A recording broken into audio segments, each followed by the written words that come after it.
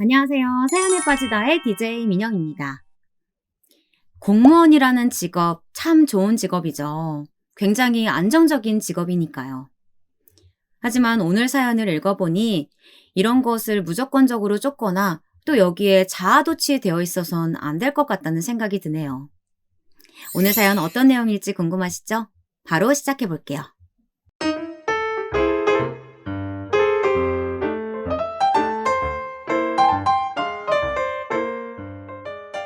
안녕하세요. 저는 지금 서울에 살고 있는 30 중반의 여성입니다. 사연 유튜브 보는 걸 좋아하는데 계속 보다 보니 제가 겪었던 일도 생각나고 그렇더라고요. 제 이야기도 한번 들어봐 주셨으면 해서 이렇게 사연을 써봅니다. 저는 그렇게 막 능력 있거나 공부를 잘하는 학생은 아니었어요. 고등학교 때도 공부를 정말 딱 중간만큼 했고, 그래서 대학도 지방대를 갔고요. 또 대학에서도 마찬가지였기 때문에 졸업하고도 되게 막막했거든요. 저 때도 계속 시험난이 있어서 그래서 저는 어차피 결혼할 거라 크게 고민하지 않고 중소기업 쪽으로 들어갔어요. 직원이 수십여 명 있는 그래도 자리 잡힌 중소기업이었고 거기에서 격리 일을 하게 되었습니다. 4년제 대학식이나 나와놓고 격리를 하러 온 저한테 직원들이 되게 신기해하면서 처음에는 뭘 많이 물어봤어요. 그런데 제가 성격이 좀 무뚝뚝하고 할 말은 하는 성격이었기 때문에 점차 호기심에 저에게 다가오시는 분들도 더 이상은 말을 걸지 않으시게 되었죠. 어차피 저는 결혼해서 전업주부로 사는 게 꿈이었기 때문에 직장에서 좀 외롭게 다니는 것도 상관은 없었어요. 나름대로 줏대 있는 성격이었거든요. 부모님이 엄하시고 집이 좀 답답한 가풍이었기 때문에 최대한 빨리 집에서 나오고 싶어서 결혼도 빨리 하고 싶었습니다. 하지만 그래도 제 평생을 맡기려면 안정적인 직장을 가진 사람이어야 했고 그런 남자는 요즘 참 인기가 좋은 편이잖아요. 제가 직접 만나보려고 해도 참 쉽지 않았어요. 그러다 보니 자꾸 다른 친구들은 모두들 제대로 된 직장을 잡거나 결혼을 해서 아기를 가지는데 저만 뒤처지는 것 같았고 그렇게 조바심이 나더라고요. 원래는 누굴 소개받거나 하는 걸 정말 싫어해서 절대 소개받지 않고 일상생활에서 자연스럽게 만나는 걸 추구하는 편이었는데요. 그러기가 힘들어졌어요. 그때가 제가 20 후반이 되었을 때였죠. 사실 그때쯤이면 여자들 대부분 결혼을 이제는 해야 하는데 하면서 조바심이 들 시기잖아요. 저도 당연히 그랬고 그래서 친구들한테 고민을 털어놨어요. 그랬더니 한 친구가 혹시 자기 남자친구 고향 친구를 만나볼 생각 있냐고 물어보더라고요. 너 남친의 친구? 고향에서 어릴 때부터 같이 자란 친구래. 그렇잖아도 그 친구가 자기 여자친구 있으면 좋겠다고 소개시켜줄 사람 없냐고 한다는 말은 어제 들었었거든. 딱 잘됐다, 야. 그 친구분은 나이랑 직업이 어떻게 되시는데? 내 남친이 나보다 2살 많잖아. 그러니까 너보다 2살 많을 거고 직업 공무원이야. 와, 공무원? 그래. 내 남친은 지금까지도 공시보잖아. 그 친구는 이미 공무원 작년에 됐대. 그래서 직장에 적응 좀 하고 나니까 여자친구 구하고 싶은가 봐. 게다가 공무원 되면 부모님들이 그렇게 막 결혼하라고 재촉하신다더라고. 그렇겠지? 와, 딱 좋다. 나도 결혼 빨리 하고 싶은데. 그래, 그럼 내가 남친한테 말해서 그쪽에다가 너 연락처 알려줄게. 그래. 부탁해. 아, 그쪽에는 내가 이렇게 좋아한다는 거 말하지는 말고. 당연하지. 여자는 좀 비싸 보여야 하는 거야, 아무렴. 친구는 웃으면서 남친한테 연락을 했어요. 나이는 2살 위, 공무원 된 지는 1년. 딱 좋은 조건이었죠. 다른 건 몰랐지만 일단 만나본 다음에 알아봐도 나쁘지는 않았으니까요. 그리고 바로 그 다음 달에 약속이 잡혀서 만나게 되었습니다. 나이가 있었으니 주선자는 안 끼고 그냥 우리끼리 연락해서 약속 잡고 만난 자리였죠. 저쪽에서 걸어오는데 남자는 외모가 그리 나쁘지 않더라고요. 무엇보다 체격이 좋은 편이었어요. 얼굴은 그럭저럭이기는 했지만요. 만나서 인사 나누고 대화를 하는데 느낌도 나쁘지 않았어요. 자기가 공무원이라는 사실에 굉장히 자부심을 느끼고 있는 사람이었는데 어차피 저도 안정성 높은 남자하고 결혼해서 살고 싶었기 때문에 그런 부분을 나쁘게 보지는 않았어요. 그리고 자기 직업을 싫어하는 사람보단 자부심을 가진 긍정적인 사람 쪽이 훨씬 낫잖아요. 사실 제가 일하는 곳이 좀 일반적이지 않은 직렬이거든요. 아, 공무원이시라고만 말만 듣고 직렬이 어디신지는 못 들었어요. 어디신가요? 교정직이에요. 교도소에서 근무하는. 흔히 말하는 교도관이에요.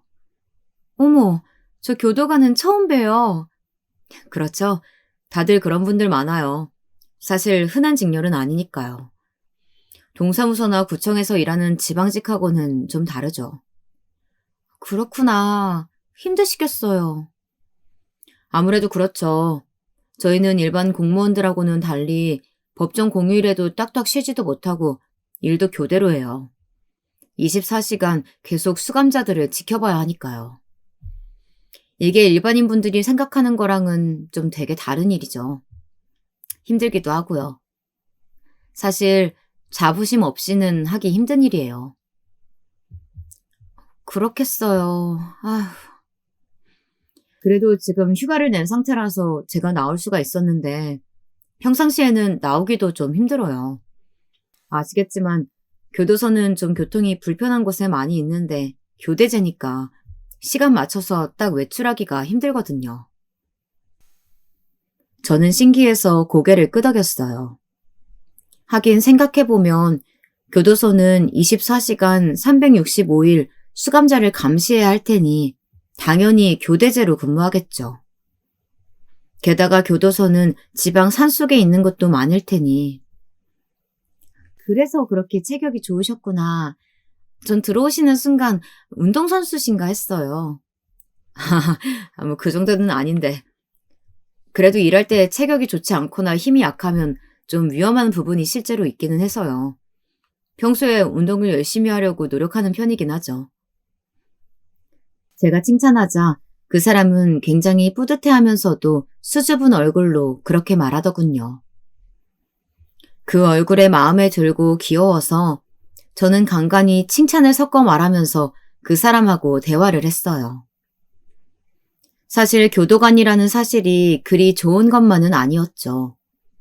만약 사귀게 된다면 데이트도 그리 자유롭지 않을 거고, 결혼한다면 교대 근무를 하면서 여러 가지로 삶의 패턴이 다른 사람들하고는 다를 테니까요. 하지만 사람 자체가 좀 귀여워 보이기 시작하더라고요. 제가 좋아하는 스타일에 남자다우면서도 순수한 데가 있는 그런 타입이었어요. 그렇게 애프터를 거듭하면서 저희는 자연스럽게 사귀게 되었죠. 남자친구는 제가 날씬하고 무심해 보이는 게 좋았다고 하더라고요. 전 체격도 좋고 훈훈한 남자친구한테 완전히 푹 빠져서 소개로라도 이 사람을 못 만났으면 어쩌나 싶을 만큼 행복했어요. 그런데 문제는 이 사람하고 데이트를 하기가 참 힘들다는 거예요. 교도소에서 근무를 하니 당연한 거였지만 사실 근무할 때는 아예 핸드폰조차도 가지고 들어가지 못하는 게 규칙이라고 하더라고요. 수감자들이 워낙 흉흉한 사람들이 많다 보니 항상 긴장한 채로 지켜보아야 하고 기싸움을 해야 해서 무척 피곤하기도 하다고 했어요. 다행히 제가 지금은 서울에 살지만 그 당시에는 가까운 지방이었기 때문에 차를 타고 1시간 정도만 가면 남자친구가 일하는 곳에 갈 수 있었어요. 남자친구는 집도 당연히 교도소 근방에 잡아두었기 때문에 주로 그 근처에서 데이트를 하고는 했답니다. 사실 너무 깡촌이고 아무것도 없는 동네라서 데이트라고 할 것도 없었죠. 하지만 번화한 곳으로 나가기에는 시간도 아깝고 남자친구도 예쁜 카페나 식당 같은 곳에 별다른 관심이 없어서 그냥 집에서 데이트를 하고는 했죠. 사실 교도관의 근무 환경이 그리 좋지는 않더라고요. 전 공무원 중에서도 그렇게나 힘들게 일하는 직렬이 있는 줄은 몰랐어요. 사교대로 근무한다고 하는데 심지어 운 나쁘게 걸리면 한 달에 하루 쉴 때도 있더라고요. 그런 때는 제가 아무리 애 같아도 데이트할 시간 자체가 나지 않아서 아예 얼굴도 보지 못했어요. 오빠하고 이렇게 데이트하기가 힘들어서야 내 남자친구라는 생각도 안 들어. 제가 불평을 하니까 남자친구가 그러더라고요. 그래서 사실 교도관끼리 결혼하면 주말 부부가 많아. 아니 사실 주말 부부가 아니라 거의 한 달 부부라고 해야 말이 맞겠다.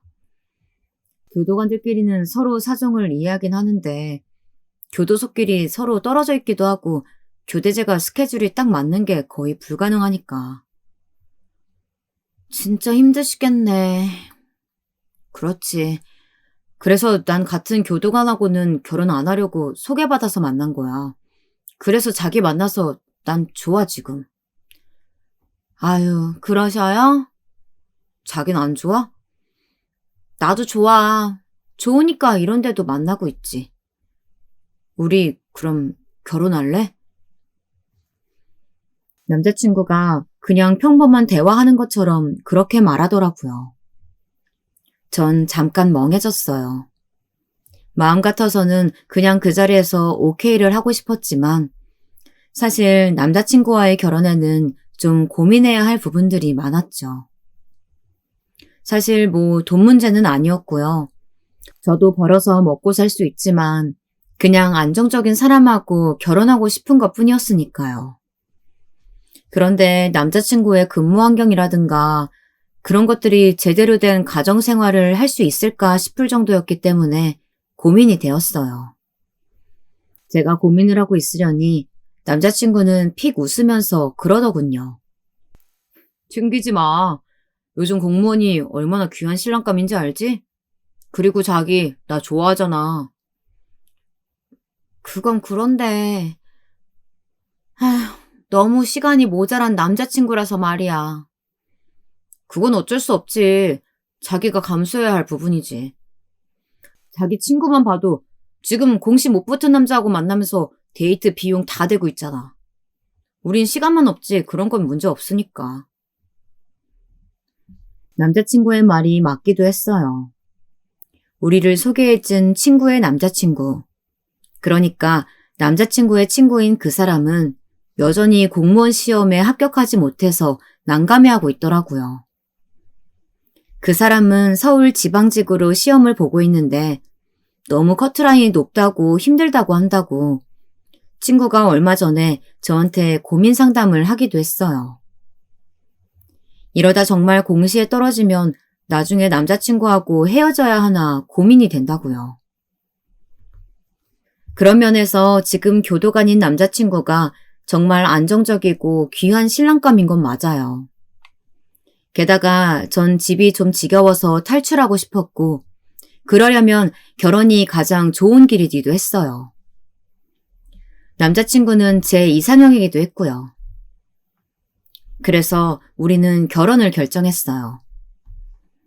제가 지금 중소기업 격리로 일한다는 사실을 아는 남자친구는 결혼 후에는 그냥 정리하고 전업주부로 있으라고 했죠. 저야 땡큐였어요. 어차피 저는 일해서 보람을 찾는 사람도 아니었고 지금 직장이 특별히 비전이 있는 것도 아니었거든요. 그냥 저 먹고 살 거 벌려고 다니는 것뿐이었죠.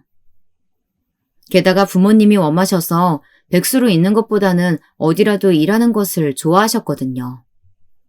전업주부로 있으면 좋겠다. 나도 일 안 하고 집에서 놀고 싶다.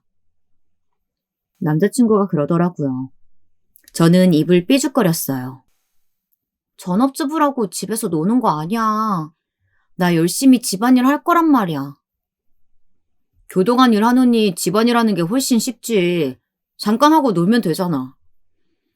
솔직히 힘들어서 가끔 여자들 부러워. 하지만 교도관 일은 아무나 못하니까 자부심을 가져야 하는 거긴 한데. 그럼 물론이지, 오빠. 오빠는 오빠가 할 수 있는 일을 하는 거잖아. 그렇지?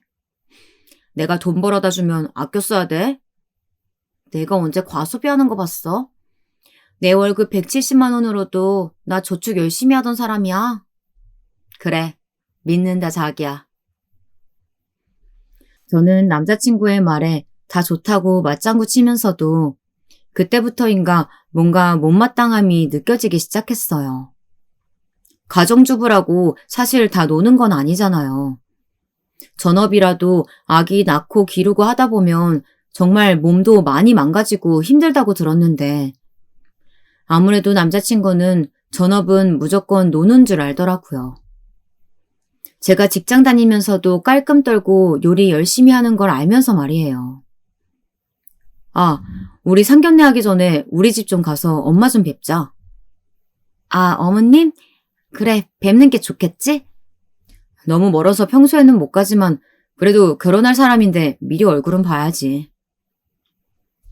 그건 맞는 말이라서 오빠가 휴가를 내고 시골에 가자는데 저는 토를 달지 않았어요.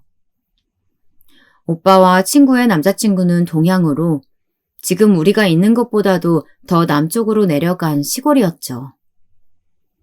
오빠의 부모님 중 아버님은 10여 년 전 돌아가셨고 지금은 어머님만 남아서 시골집을 지키고 있다고 하셨어요.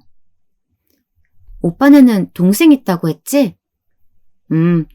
동생은 공부를 못해서 여기저기 노가다로 떠돌고 있긴 한데 한심한 놈의 새끼.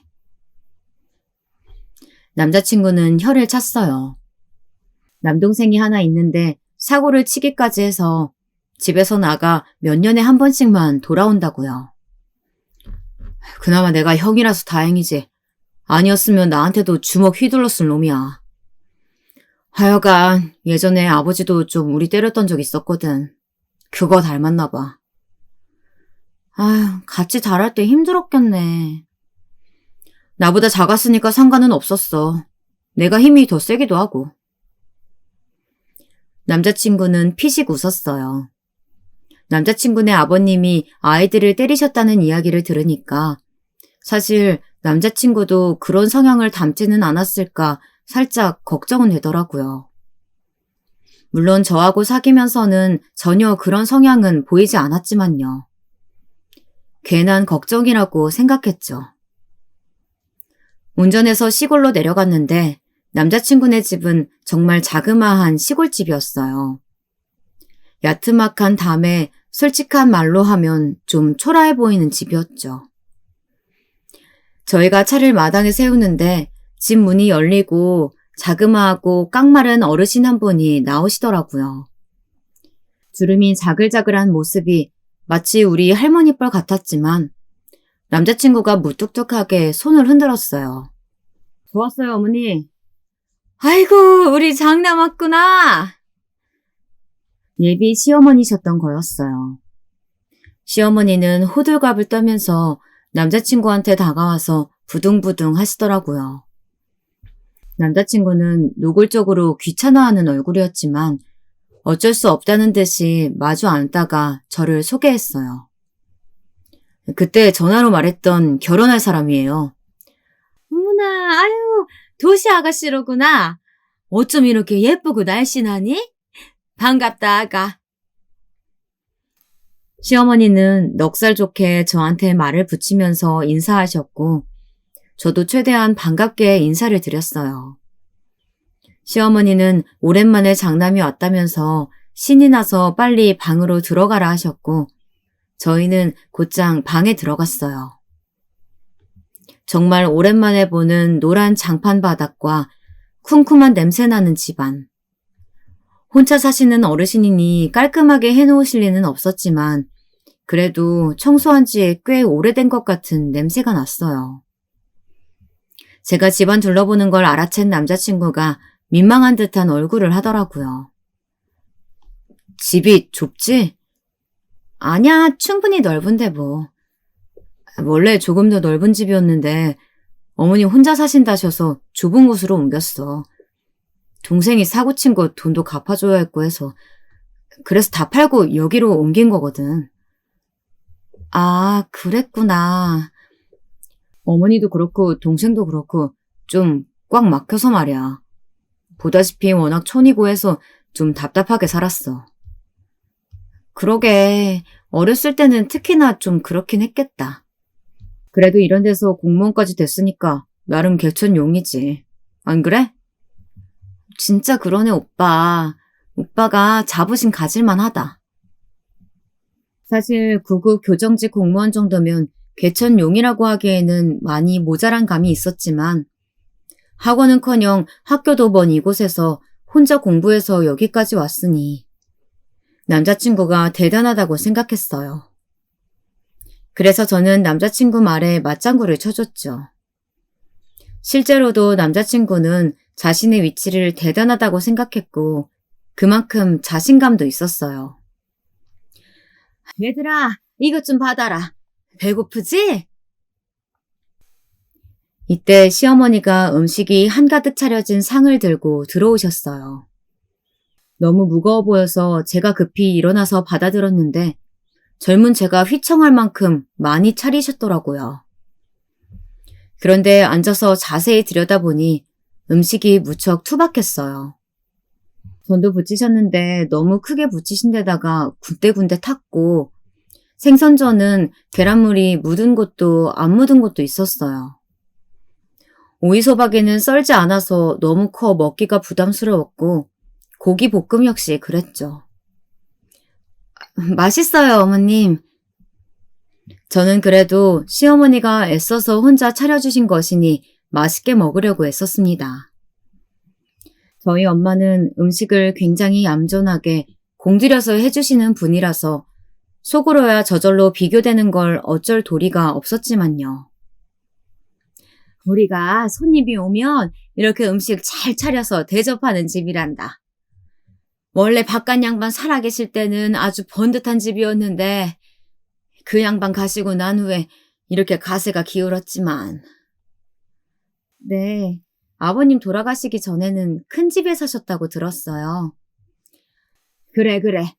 앞으로는 네가 며느리로 들어오면 손님 대접은 이런 식으로 네가 해야 하는 거란다.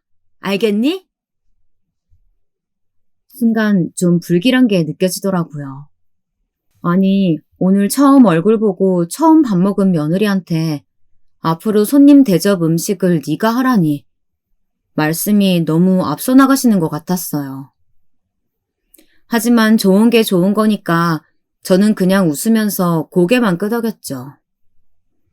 시어머니도 만족스러운 얼굴로 제 앞에 오징어 볶음을 밀어주셨어요. 하지만 오징어 볶음은 너무 맵기만 하고 그렇게 고춧가루를 넣었는데도 비린내가 나서 못 먹겠더라고요. 저는 대충 입에 넣고 씹는 척만 하고 그냥 꿀떡 넘겼어요. 그런데 옆에서 남자친구는 너무 잘 먹더군요. 어쩐 일로 이렇게 음식을 많이 했어요, 어머니? 남으면 어쩌려고. 얘는 손님 오시면 내가 항상 이렇게 해드렸잖니. 아이, 뭘 이런 식으로 했대. 내가 다 아는데. 그냥 대충 고기 반찬 하나 볶아놓고 끝냈으면서.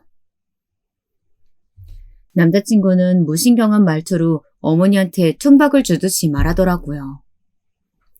저와 어머니가 앞에서 한 대화를 아예 안 들은 것 같았어요. 사실 남자친구는 좀 자기중심적인 데가 있어서 같이 앉아서 대화를 해도 자기랑 말을 나누지 않으면 아예 앞에서 나누는 대화를 못 들을 때가 많았거든요. 어머니는 조금 당황한 것 같았지만 제 눈치를 보면서 그냥 얼버무리시더라고요. 아유, 얘가 진짜 큰 손님들 오셨을 때를 지가 못 봐서 그런다.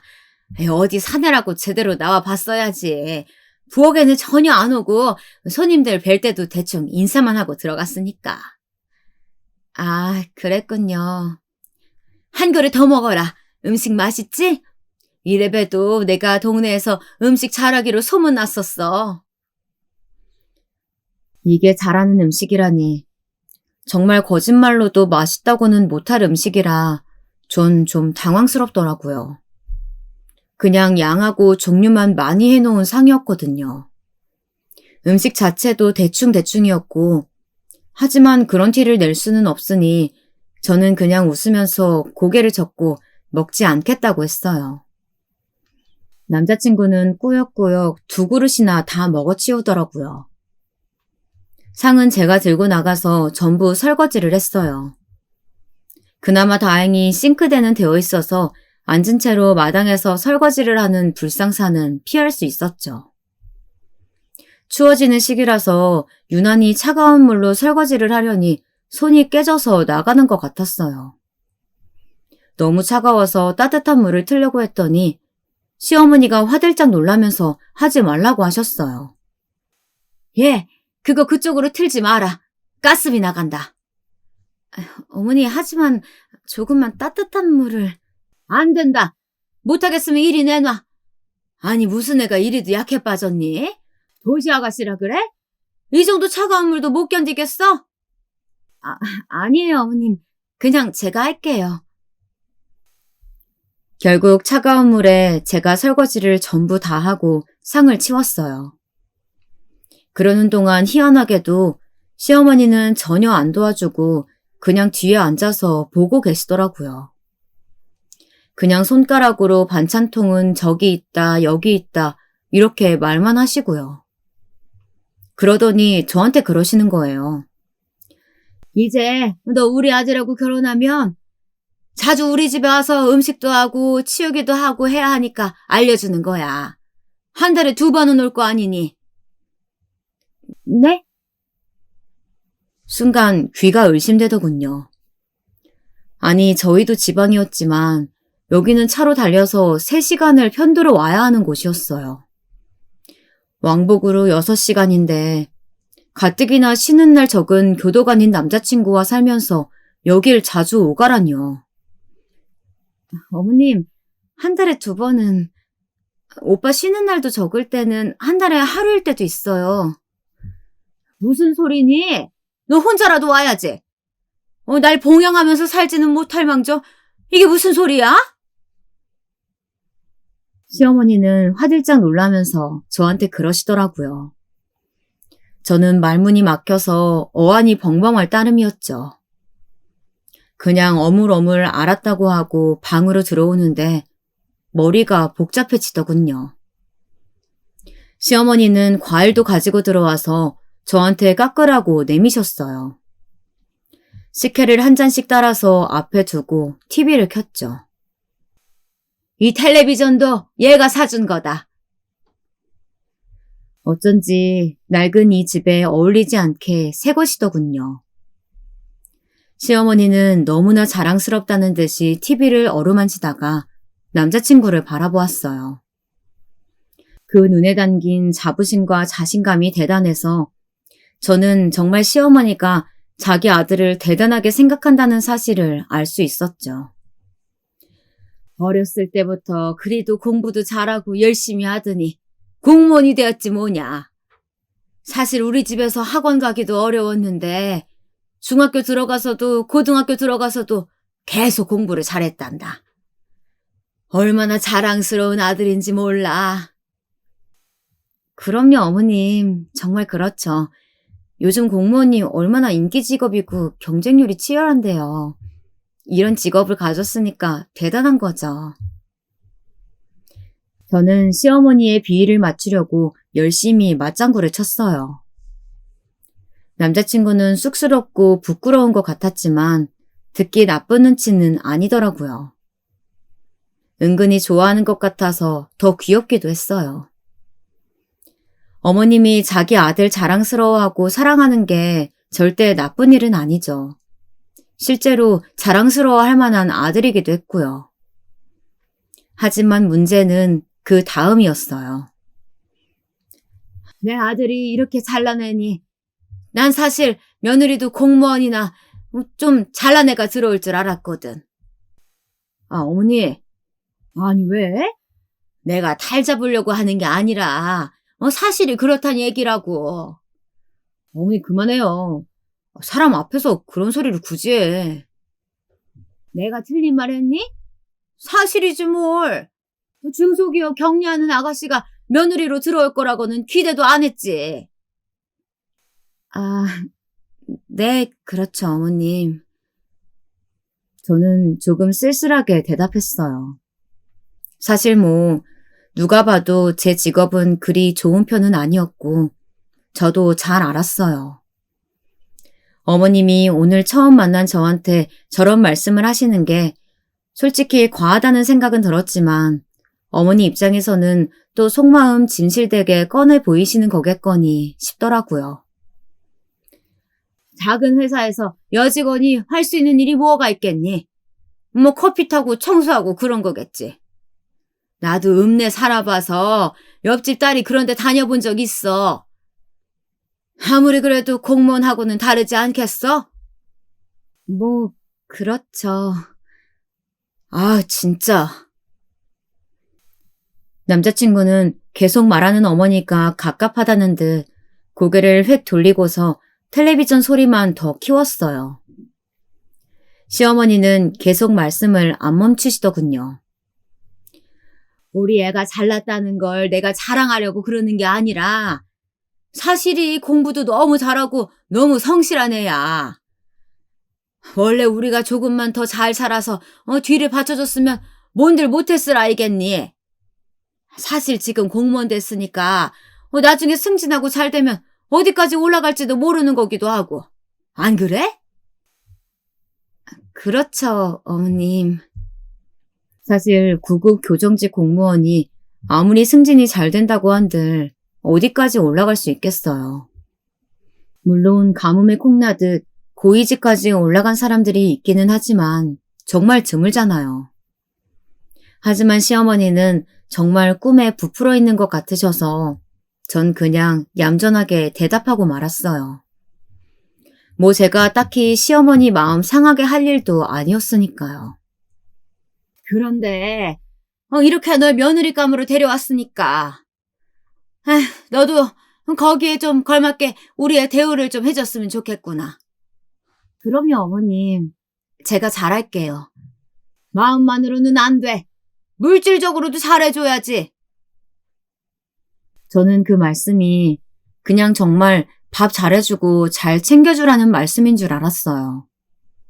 그래서 그냥 고개만 끄덕이고 있었는데 시어머니는 제가 알아들은 줄 알고 흐뭇하게 말씀하시더군요. 그래, 결혼하게 되면 혼수든 예단이든 집이든 다 잘 해올 거라고 믿는다. 내가 걱정하지 않아도 되겠지? 똑 부러지는 도시 아가씨니까. 네? 집이요? 그래, 집은 어디다 살 거니? 직장 근처? 아니면 도시에? 시어머니 말씀에 저는 어처구니가 없었는데 남자친구가 버럭했어요. 어머니, 그걸 뭐 벌써 말하고 그래요. 우리가 알아서 할 테니까 간섭 좀 하지 말아요. 내가 간섭하려는 건 아니고 도시에 잡든 교도소 근방에 잡든 알아서 할 일이에요. 좀 조용히 하세요. TV 소리 안 들려요. 그게 아니라 얘야. 어머니 말소리 때문에 아까부터 계속 텔레비전 아예 못 보잖아요. 귀찮아 진짜. 남자친구는 정말 짜증스럽게 말을 하더군요. 저는 솔직히 좀 놀랐어요. 원래도 남자친구가 조금 자기중심적인 면은 있었지만 그래도 이렇게까지 짜증스럽게 말하는 건 처음 들어봤거든요. 시어머니는 뭔가 항변을 몇 마디 더 하시더니 알겠다면서 입을 다물고서 꾸물거리면서 바느질거리를 꺼내서 바느질을 시작하셨어요. 솔직히 답답했어요. 시어머니는 아무 말 없이 바느질만 하시고 남자친구는 반쯤 드러누워서 텔레비전에 의미 없는 개그 프로나 보고 있고요. 저도 화면만 멍하니 보는데 정말 너무 재미가 없더라고요. 그렇게 분위기 묘하게 불편했던 시댁 방문이 끝났어요. 저는 올라오는 중에도 생각이 많아졌습니다. 시어머니가 하셨던 말씀이 굉장히 거슬리더라고요. 저한테 혼수며 예단이며 말씀하신 건 뭐 괜찮아요. 하지만 집까지 말씀하시는 건 좀 이상하잖아요. 집은 당연히 남자 쪽이 하든가 아니면 돈이 모자라다면 저하고 같이 한다면 몰라도요. 오빠, 어머님이 하신 말씀 어떻게 생각해? 뭘? 나한테 집 해오라고 하신 거 말이야. 아유, 나이 잡수신 어르신이 하신 말씀 가지고 뭐 그렇게 진지하게 생각해. 그렇지? 오빠가 생각하기에도 말이 안 되지? 야, 나중에 생각해, 나중에. 지금 결혼 절차만 생각해도 머리가 아프다 아주. 오빠는 별소리를 다 한다면서 그리 심각하게 여기는 것 같지는 않더라고요. 다행히도 남자친구가 그렇게 진지하게 받아들이지 않는 것 같아서 안심은 되었어요. 그런데 시댁에서 돌아온 지 한 일주일쯤 되었는데 시어머니한테서 전화가 오더라고요. 저는 깜짝 놀라서 전화를 받았죠. 네, 어머님. 아니, 어떻게 전화를 주셨어요? 예, 너는 일주일이나 지났는데 안부 전화 한 번을 안 하니? 올라와서 한 번 전화 드렸는데. 그래도 매일은 몰라도 이틀이나 사흘에 한 번은 안부 전화를 해야지. 그리고 결혼 후에도 당연히 매일 해야 하는 거고. 아이고, 직업도 별로더니 애가 배운 것도 없나 보구나. 네? 그럼 못 쓰는 거야. 너 그러다가 우리 아들하고 결혼 못한다? 시어머니는 그렇게 크게 소리 지르며 화를 내는 분은 아니었어요. 그냥 조용조용하게 약간 비꼬는 투로 말씀을 하시더라고요. 저는 솔직히 너무 당황스러워서 시어머니가 뭐라고 하시는지 잘 모르겠어서 어리둥절했어요. 아니, 결혼도 전에 이틀이나 사흘에 한 번 전화를 하라뇨. 게다가 결혼 후에는 매일? 저는 너무 어이가 없어서 시어머니한테는 뭐라고 대꾸도 못하고 그냥 전화를 끊었어요. 그 후에 남자친구와 만났을 때 다시 한번 말을 했죠. 어머님이 나한테 전화하셔서 이틀이나 사흘에 한 번씩 안부 전화하라고 하시던데. 오빠, 아직 결혼도 전인데 너무 과하신 거 아니야? 어머니가? 그래, 며칠 전에 전화 왔었어. 그래서 안부 전화했어? 안 했어. 아니, 내가 아직 그렇게까지 해드릴 때는 아니잖아. 너 그거 전화 며칠에 한 통 하는 거 가지고 그러냐. 그 정도는 해드려도 되지. 어차피 우리 결혼할 건데 좀 먼저 하면 어떻다고. 그런 게 아니지, 오빠. 그럼 오빠도 우리 집에 전화라도 하던가. 오빠는 아직 우리 엄마 아빠 보러 가지도 않았잖아. 야, 장인어른하고 장모님은 상견례 때 보면 되지. 뭘 그렇게 급해. 그런 게 어딨어? 나도 먼저 가서 뵀었는데. 게다가 어머님은 멀리 계시지만 우리 집은 바로 차로 1시간이면 가면 되는데 뭐가 문제야? 그게 그렇게 중요해? 어차피 상견례 얼마 남지도 않았어. 이 정도 되었으면 오빠가 먼저 가자고 해줘야지. 시댁도 그렇게 멀리 다녀왔는데 우리 집은 코앞인데 가자고 하지도 않고 데려다 준 적도 없으면서. 알았어. 알았으니까 나중에 얘기하자. 남자친구는 귀찮다는 듯이 말하고서 고개를 돌렸어요. 저는 너무 서럽고 서운하더라고요. 제가 남자친구를 정말 사랑하고 정말 좋아해서 사실 저희 둘 중에서 더 좋아하는 건 제 쪽이었는데도 순간 마음이 차가워질 정도로요. 그날은 데이트도 안 하고 그렇게 헤어져서 집에 가서는 전 혼자서 밤새 고민을 했어요. 눈물도 좀 났죠. 제가 그렇게 좋아하는 사람이 아무래도 저희 부모님한테는 관심이 없는 것 같고 저만큼 절 좋아하는 것 같지도 않았으니 말이에요. 그리고 다음 주에 다시 한번 시어머니한테서 전화가 왔어요. 시어머니는 또 저한테 안부 전화 안 했다고 뭐라고 하시더라고요. 거기까지는 그러려니 했는데 뭐 어차피 그런 소리 들을 거 알면서 전화를 안 한 거니까요. 그런데 또 다른 말씀을 하시더라고요. 예, 너 그보다 결혼 곧 할 건데 상견례도 얼마 안 있으면 할 거라며? 혼수하고 예물은 어쩔 거니? 아, 그건 제가 잘 챙겨볼게요, 어머님. 집은 어떡할 거야? 알아봤니? 집이요? 그래, 지난번에 말했잖아.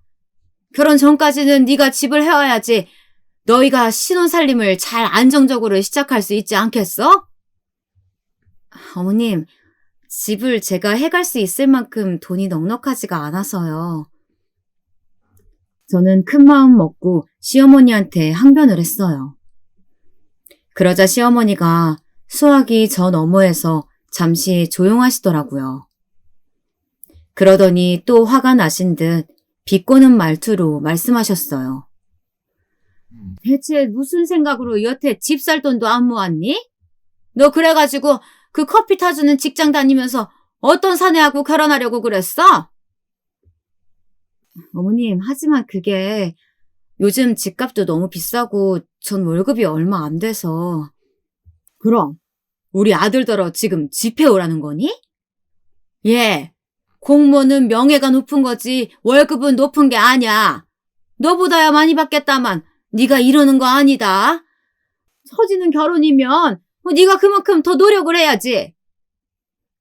어머님, 하지만 집은 오빠하고 저하고 어떻게든 돈을 같이 마련해서 하는 게 맞을 것 같아요. 그게 무슨 소리니? 요즘 세상에 어디 좋은 직업 가진 남자하고 결혼하는데 남자가 집에다가 돈을 대줘? 요즘 다들 같이 준비해요, 어머님. 반반해서 같이 살림 꾸려나가는 사람들이 얼마나 많은데. 헛소리 말아라. 그것도 어차피 비슷비슷할 때나 하는 소리지. 어디 커피나 타는 주제에 공무원 남편 얻으면서 집도 안 해오려고 술을 쓰고 있는 거니? 너 이거 우리 아들도 아는 거야? 어머님, 사실 오빠는 저한테 집에 대한 말은 전혀 안 했어요. 그거야 걔가 마음이 약하니까 그렇지. 그리고 당연히 네가 한다고 생각하고 있을 거다. 어떻게 다르게 생각할 수가 있겠니? 시어머니는 계속해서 저한테 뭐라고 비꼬면서 말씀하시고는 전화를 끊으셨어요. 막 소리 지르고 화를 내시면 제가 맞대거리라도 하겠는데 그것도 아니라서 제가 뭐라고 할 수도 없어서 미치겠더라고요. 저는 시어머니의 전화를 받은 이후에 계속 속이 불편하고 죽겠어서 앓다가 남자친구를 다음날 불러내서 만났어요. 오빠, 어머니한테 어떻게 말 좀 해줘. 뭔 말을 해? 어머님 전화하셔서 또 나한테 혼수하고 집 준비하라고 하셔. 아니, 너무하시잖아. 뭘 너무해 또. 그냥 너가 한기로 흘리고 말어. 어떻게 그래. 어머님이 계속 나한테 전화하셔서 완전히 대놓고 준비하라고 하시는데. 너무하셔 정말. 뭘 또 너무해 너무하긴. 사실 어머니 말씀도 맞지 뭐. 결혼 준비 생각하면 슬슬 준비할 것도 있고. 아니 그걸 나 혼자 준비하는 것처럼 말씀하시니까 문제지. 어떻게 그걸 나 혼자 준비해?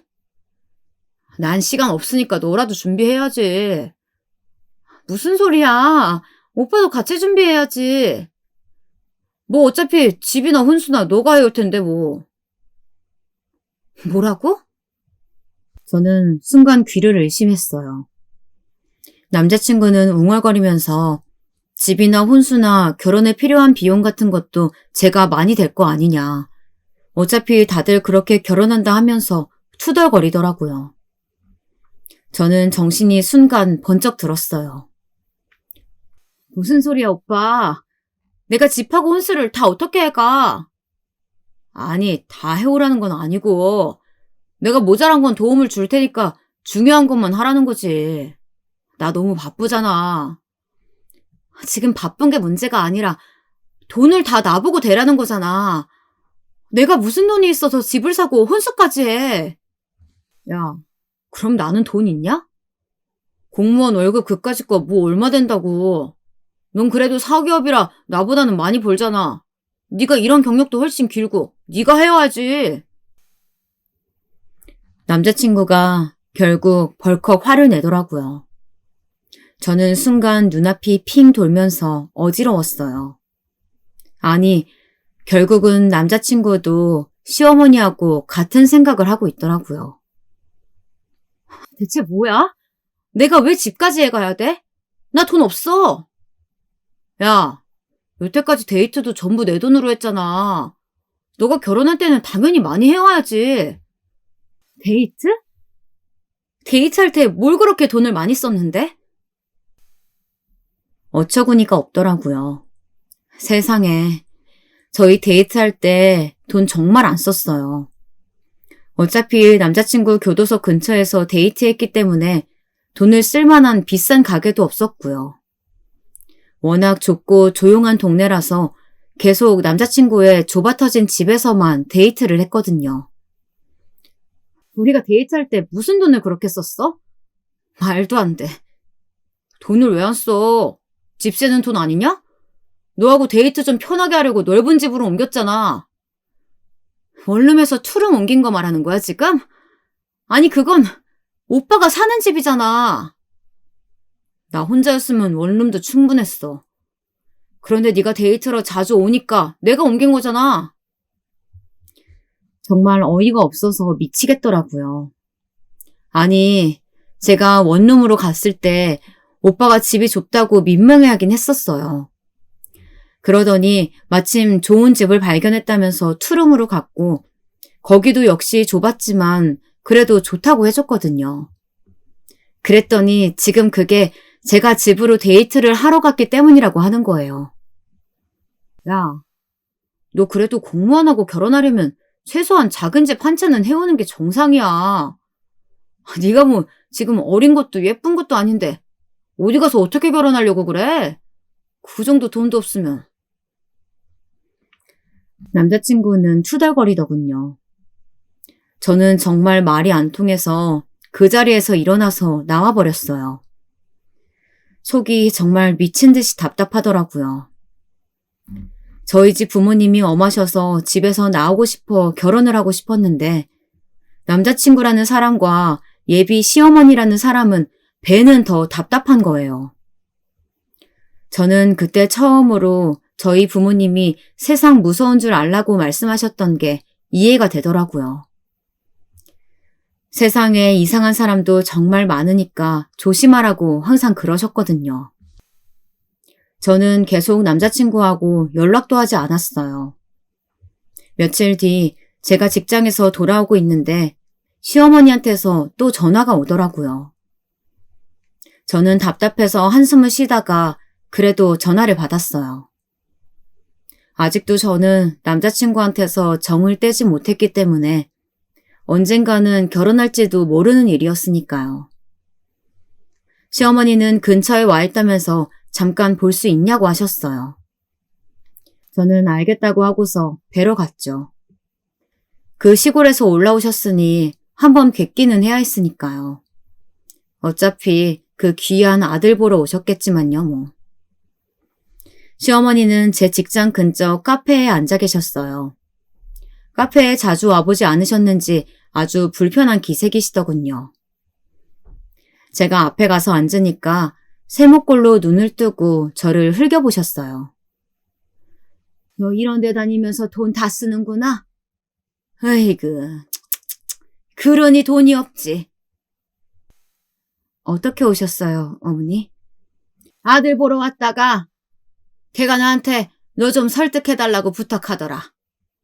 여기 직장 근처라 지금 시간이면 가서 만나볼 수 있을 거라고 하면서. 어이가 다시 털리더군요. 아니, 화해하고 싶으면 본인이 와서 해야지. 시어머니를 보내서 설득을 해달라고 하다니요.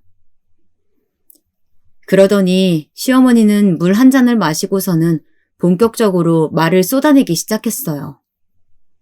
너 그러는 거 아니다. 아무것도 없는 그야말로 쥐뿔도 없는 여자애가 격리하다가 공무원 남편 맞이하는 거면 당연히 집 한 채는 해와야 하는 거야. 응? 의사 남편 맞는 애들 열쇠가 3개잖니? 공무원이 요즘 어디 쉬운 상대냐? 어머니 잠시만요. 아니, 내 말 들어라. 어디 어린 곳이 버릇없게 끼어들려고 하고 있어. 교도관 남편 맞이하려면 당연히 자가도 집 한 칸은 가져와야지. 그리고 시어머니한테도 예단 두둑히 해서 내밀고 가능하다면 시댁에도 집 한 칸 줘야 하는 것이고 말이다. 에휴, 어쩜 이렇게 애가 예의도 없고 아는 것도 없을까. 시어머니는 정말 따발총처럼 빠르게 내뱉으시더군요. 저는 약간 정신줄을 놓을 뻔했어요. 그렇죠. 공무원 요즘 인기 좋은 직업이죠. 저도 안정성 높은 남편 만나서 편하게 살고 싶었고, 엄하고 숨막히는 집에서도 탈출하고 싶었고요. 제 욕심이었던 건 저도 인정해요. 하지만 그렇다고 공무원이 무슨 의사나 변호사, 판검사하고 어깨를 나란히 하는 직업도 아니잖아요. 그런데 무슨 집을 해오고 시댁에도 집을 줘야 하고. 시어머니는 어깨를 딱 펴고 자랑스럽게 앉아 계셨어요. 내가 아들 잘 낳았고 잘 키웠으니까 덕을 좀 보고 살아야지. 내가 개를 키우면서 얼마나 고생을 많이 한 줄 아니? 애 공부하는 동안 체력 떨어지지 않게 하려고 없는 살림에 닭 삶고 돼지 삶고. 저는 정말 더 이상은 견딜 수가 없더라고요. 한숨이 저 깊은 곳에서부터 흘러나오는데 제가 한숨을 쉬니까 시어머니가 더 사납게 말씀하셨어요. 너 지금 어른 앞에서 한숨 쉬었니? 어쩜 이렇게 버르장머리가? 네. 저 버르장머리 없어요. 네네. 정말 속이 뒤집혀서 이제 더는 못 참겠더라고요. 사실 저는 원래도 그렇게 상냥하거나 부드러운 성격의 여자는 아니었는데 인내심이 바닥나니까 성질이 나왔어요. 어머님, 아니지. 나 이제 대개 아들하고 결혼 안 할 거니까 어머님도 아니네. 뭐야? 아줌마네 아들 데리고 꺼져요. 이제 나도 싫어. 뭐라고? 지금 아들 가지고 장사하세요? 아, 하긴 댁내 아들도 대놓고 장사하려고 하긴 하더라. 나보고 걔도 집 해오라고 하대. 시어머니는 입을 벌린 채로 돌변한 태도의 저를 노려보았어요. 하지만 그렇다고 거기에 쫄 제가 아니었죠. 니네 아들 데리고 꺼지라고. 나도 싫다고 이제. 못 알아들어요? 대체 누가 할 소리를. 그래요. 좋네. 결혼 안 하는 거 의사합치되었네. 나중에 딴소리 하지 말아요. 진짜 징그러워 죽겠으니까. 저는 쏘아붙이고서 그 자리에서 일어서서 카페를 나와버렸어요. 시어머니는 허둥대다가 뒤에서 음료를 엎었는지 쨍그랑 소리가 났고 그 뒤로는 제가 문을 닫고 나와서 모르겠네요. 저는 이제 될 대로 되라 싶어서 그냥 집으로 가버렸어요. 정말 징글징글 하더라고요. 사귀었을 때부터 지금까지 쭉 생각해보니까 남자친구한테 그나마 남아있던 정까지 뚝 떨어져 버렸어요. 남자친구는 여태까지 당연하다는 듯이 저를 소중히 여기지 않았고 자기 정도 스펙이면 저 정도 여자는 언제든지 다시 구할 수 있다는 듯이 굴었어요. 하지만 솔직히 말해서 교도관이면 공무원 중에서 일하는 환경도 제일 열악하고 제일 인기 없는 직종 중 하나일 텐데 말이죠. 그 다음 날 남자친구가 연락이 왔어요. 사실 남자친구는 절 집 앞까지 데려다 준 적도 없었기 때문에 정확히 저희 집도 몰라서 찾아오지도 못하는 상황이었죠. 전 머리가 아파서 방에 엎어져 있었기 때문에 올 테면 오라 하고서는 집 주소를 불러주고 끊어버렸어요.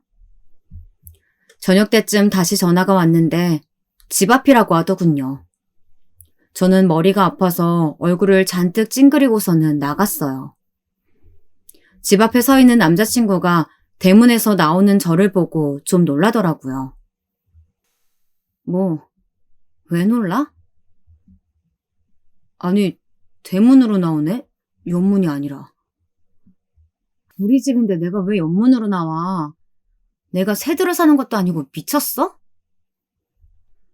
당연히 마음이 꼬여 있으니 말도 곱게 안 나갔죠. 사실 저희 집은 겉으로 보기에는 제법 괜찮아 보이는 주택이었어요. 위치도 괜찮았고 단 밖에서 보기에는 붉은 벽돌이 아주 부유해 보이는 모양새를 하고 있었죠. 그런데 뭐 그렇게 값나가는 집은 아니었고요. 그냥 보기만 그랬어요. 워낙 오래되고 안에 수리할 것도 많아서 사실 비쌀 수 없는 집이었는데 남자친구는 저희 집 겉모습만 보고 순간 뭔가 무척 후회되는 얼굴을 하더라고요. 이 돈 밝히는 놈이 우리 집이 이 주택 주인이라는 거 알고서 후회하는구나. 감이 딱 오더라고요. 저는 어처구니도 없고 더 이상 떨어질 정도 없는데 정이 또 떨어졌어요. 설마 정말로 파혼할 건 아니지? 왜 아니라고 생각해? 아니, 나랑 문제도 아니고 우리 어머니 문제 때문에 파혼하는 거 너무 이상하잖아. 결국 사는 건 우리 둘이라고. 아, 그래서 나한테 집 해오라고 들들 볶는 네 어머니 성화 내버려뒀니? 아니지. 너도 한패였지. 집 한 채 해오라며. 집이 어디서 그냥 툭 튀어나오는 거니? 그게 아니, 너 이렇게 좋은 집 살면 부모님이 해주실 수도 있을 거 아니야. 너 우리 집 모를 때도 나한테 집 해오라고 했잖아. 그거 빚 져서라도 해오라는 얘기잖아. 내가 왜? 뭘 믿고 너한테 시집을 가니? 결혼하기도 전에 나 벗겨먹으려는 시어머니하고 한술 더 뜨는 남편인데 내가 미쳤어? 그야말로 중소기업 경리라서 그 정도 머리도 안 돌아갈 것 같아? 아니 그게 아니라 내가 그렇게 생각한 거 아니야, 자기야. 자기 소리 집어치워. 야, 그리고 공무원 나부랭이 5급 사무관은 돼야 집바라는 거야. 너 9급 공무원 중에서도 제일 열악한 교도관이야. 그런 게 뭐 집을 해와? 너 지금 네 직업으로 장사하니? 아니다. 아들로 장사하는 건 니네 어머니지. 야, 잘 전해. 그 장사 나한테는 안 먹히니까 다른 여자 찾아보라고. 자기야, 진짜 오해야 그건. 동네 나가기만 해도 동사무소에 줄줄이 앉아서 등본 떼다 주는 게 죄다 9급 공무원이야. 심지어 그 사람들은 교대 근무도 안 하고 교도소처럼 어디 처박혀 있지도 않아. 야, 내가 당장 동사무소에 있는 사람들한테 가서 말만 걸어도 친분 생겨. 어디서 굴러먹다 온 게 교도관이랍시고 집을 해오래. 미쳤냐? 제가 한참을 퍼붓자 남자친구는 아예 입도 뻥끗 못한 채 넋이 나가 서 있더군요. 그동안 쌓인 게 워낙 많았던 터라 저는 정말 숨도 안 쉬고 몇십 분을 퍼부었어요. 그 후 집으로 들어와 버렸죠.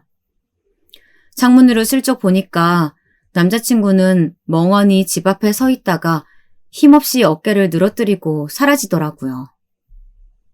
그제야 진짜 끝났나 싶어서 저는 한숨 돌렸습니다. 하지만 그날 이후부터 남자친구와 시어머니가 번갈아 가면서 저희 집과 회사 근처를 지키더군요. 정말 어처구니가 없었어요.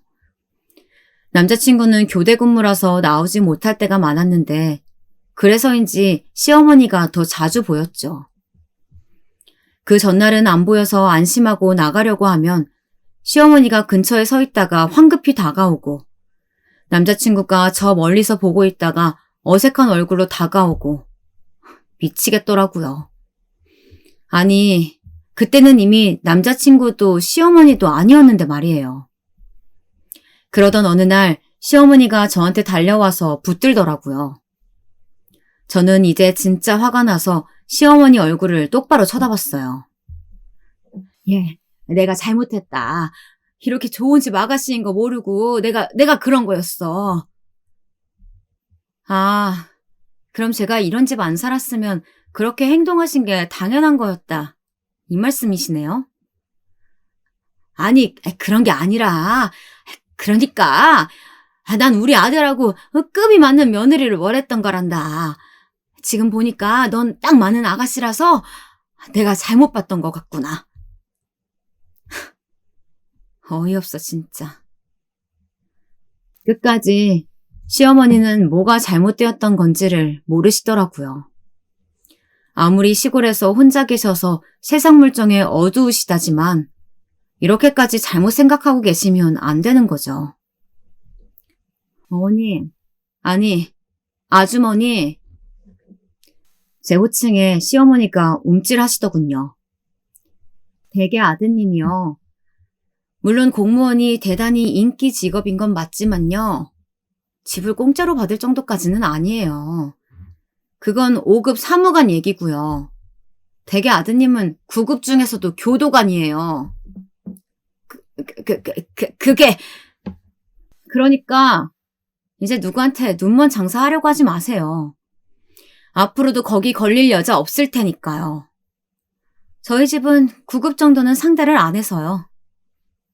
저는 겉으로 보기에만 멀쩡한 저희 집을 턱으로 가리켰어요. 그동안은 제가 만나줬던 거라서요. 이제 저하고 급이 안 맞는 걸 알았으니까 오지 마셨으면 좋겠네요. 창피하니까요. 그 말에 전 시어머니는 얼굴이 새빨개지더라고요. 그제서야 정말 부끄럽고 창피하다는 것을 깨달았는지 저한테 뭐라 대꾸도 하지 못한 채로 어물거리다가 발길을 돌리시더군요. 다행히도 그 이후로는 남자친구도 시어머니도 주위에서 보이지 않았어요. 속이 시원했죠. 그 후로는 공무원 남자는 그렇게 탐이 나지 않아서 그냥 제가 다니는 회사에서 제대로 된 일을 맡고 승진을 하는 게 낫겠다 생각이 들더라고요. 제 이야기는 여기까지입니다. 즐겁게 들으셨길 바라면서 이만 여기서 마치겠습니다.